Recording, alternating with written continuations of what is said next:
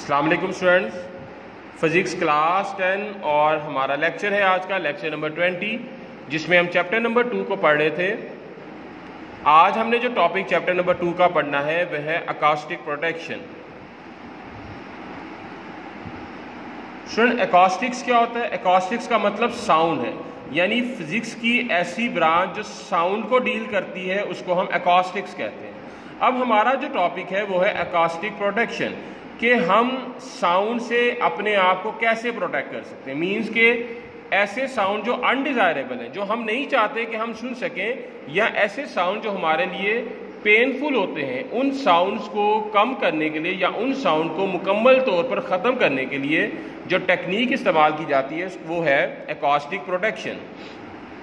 The technique और method use to absorb undesirable sound by soft and porous surface. आपको पता होना चाहिए कि सॉफ्ट और पोरस वो जिसके अंदर होल्स होते हैं, जैसा स्पंज वगैरह, ये चीज़ें ऐसी हैं कि ये साउंड को अपने अंदर एब्जॉर्ब कर लेते हैं। तो सॉफ्ट और पोरस मटेरियल को इस्तेमाल करते हुए साउंड को एब्जॉर्ब करने की जो टेक्निक है, that technique is called the acoustic protection. अब आपको अगर स्पंज को लेकर अपने मुंह पे रखें और दबा लें उसको और ऊंची आवाज से बोलें, आप देखेंगे कि आपकी सारी साउंड जो है या मैक्सिमम साउंड वो स्पंज जो है वो एब्जॉर्ब कर लेगा। तो इसका मतलब सॉफ्ट और पोरस सरफेस बड़े आसानी के साथ साउंड को एब्जॉर्ब कर लेते हैं। नेक्स्ट है आगे रिवर्बरेशन। रिवर्बरेशन क्या है? इसको पढ़ने से पहले आपको बता दूं, रिवर्बरेशन में होता क्या है, साउंड की बार बार रिफ्लेक्शन होती है। साउंड मतलब टकराया वॉल से, फिर साउंड जहाँ से निकला वो टकराया सीलिंग से, साउंड जहाँ से निकला वो टकराया कर्टन से या किसी और चीज़ से। टकराने के बाद मुख्तलिफ जगहों से जब साउंड रिफ्लेक्ट होकर वापस आता है तो इतनी बार उसकी रिफ्लेक्शन हो जाती है कि हमें एक्चुअल साउंड सुनाई ही नहीं देता। साउंड जो है वो अपनी क्या कहते हैं अफादियत को खो देता है, हमें समझ ही नहीं लगती कि आवाज़ क्या आ रही है। तो this type of the phenomena is called the reverberation. Like when sound reflects from the wall, ceiling and the floor of the room. जब साउंड मुख्तलिफ जगहों से टकराता है तो reflecting surfaces or two reflecting surfaces इतनी ज़्यादा रिफ्लेक्ट हो जाती है कि साउंड गार्बल्ड हो जाता है। गार्बल्ड मीन इतना एक दूसरे के अंदर इंटरमिक्स हो जाता है कि we can not hear the sound, कि हमें एक्चुअल साउंड सुनाई ही नहीं देता। And this multiple reflection of the sound is called the reverberation. यानी रेवर्बरेशन बेसिकली क्या है? Because of the multiple reflection of sound we can not hear the actual sound. So जो इंपॉर्टेंट टेक्निक जो हम lecture hall, auditorium hall, cinema hall के अंदर apply करते हैं वो क्या है कि हम बैलेंस अचीव करते हैं रेवर्बरेशन और एब्जॉर्प्शन के दरमियान। हम ये भी नहीं चाहेंगे हमारी सारी की सारी साउंड जो है वो एब्जॉर्ब हो जाए, हम ये भी नहीं चाहेंगे कि हमारी सारी की सारी साउंड टोटली बार बार रिफ्लेक्ट होती रहे। हम क्या चाहेंगे? There must be a balance between the absorption as well as रेवर्बरेशन।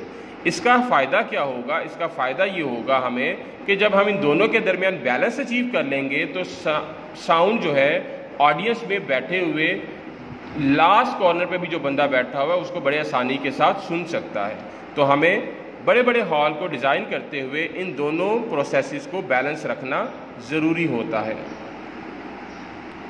Student, आगे बात करते हैं हम ऑडिबल फ्रीक्वेंसी रेंज। नाम से पता चल रहा है ऐसी रेंज जो हमारे लिए ऑडिबल है, यानी इंसानी कान जिस आवाज़ की रेंज को सुन सकता है, that range of frequency is called the Audible frequency range.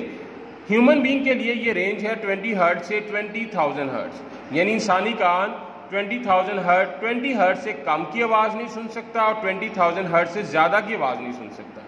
Young children बड़े आसानी के साथ 20,000 हर्ट्ज वाली आवाज़ सुन सकते हैं, लेकिन ओल्ड पीपल जो हैं उनकी हेयरिंग पावर आहिस्ता आहिस्ता कम होती जाती है। यही वजह है कि वो 15,000 हर्ट्ज से ज़्यादा वाली आवाज़ को सुन नहीं सकते। स्टूडेंट, आज जो हमने काम किया वो अकॉस्टिक प्रोटेक्शन है। उसके बाद हमने रेवर्बरेशन के बारे में पढ़ा। हमने ये पढ़ा कि हॉल की डिज़ाइनिंग करते हुए हमें किन चीज़ों का ख्याल रखना चाहिए। उसके बाद ऑडिबल फ्रीक्वेंसी की हमने रेंज पढ़ी। इस रेंज में मज़ीद हम ऐड कर लेते हैं यहाँ से